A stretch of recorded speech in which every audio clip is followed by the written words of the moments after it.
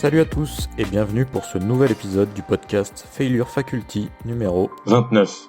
Regarde autour de toi. Que vois-tu? Ton smartphone? Ta peau? Un mur? Tu vois probablement certaines de ces choses-là. Mais sais-tu seulement de quoi elles sont constituées? Dans notre monde, tout est composé d'atomes qui sont regroupés ensemble pour former des molécules. Plus tard, on a découvert que les atomes étaient constitués d'électrons gravitant autour d'un noyau, lui-même composé de protons et de neutrons.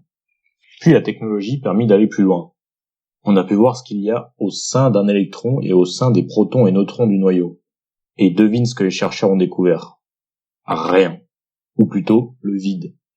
Physiquement, le monde est principalement constitué de vide. Ceci est un fait, à plus de 99,99% pour être précis. Néanmoins, les scientifiques ont pu mesurer d'autres éléments avec leurs instruments. Chaque électron émet une vibration. Elles sont plus petites que tout ce qui existe sur Terre et peuvent alors tout traverser. Tout est vibration. Tout est énergie en mouvement à chaque instant. Si on change un atome ou quoi que ce soit dans un objet, il change puisque sa fréquence vibratoire est modifiée. À présent, intéressons-nous à notre cerveau. Le cerveau est une fantastique machine qui a des ressources incroyables et voici pourquoi. Notre cerveau est un émetteur et un récepteur de vibrations.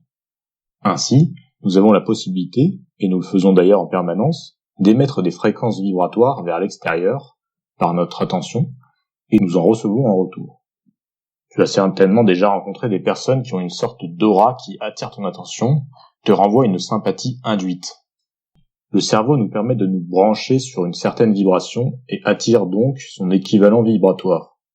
Ensuite, c'est l'émotion associée qui va donner de la puissance à cette vibration, et lui donner un plus grand potentiel de réalisation.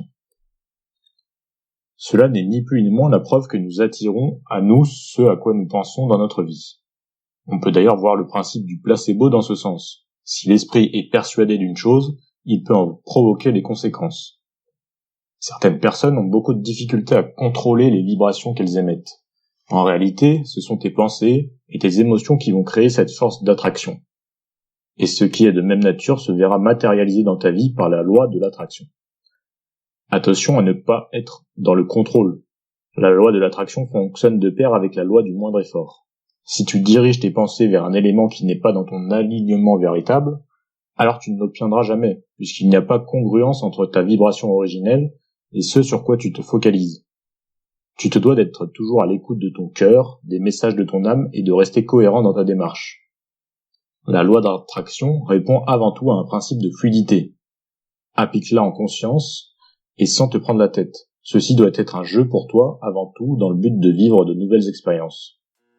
Comprends-tu l'intérêt de voir toujours le côté positif des événements? Comprends-tu l'intérêt de ne pas te plaindre? Comprends-tu l'intérêt de voir grand?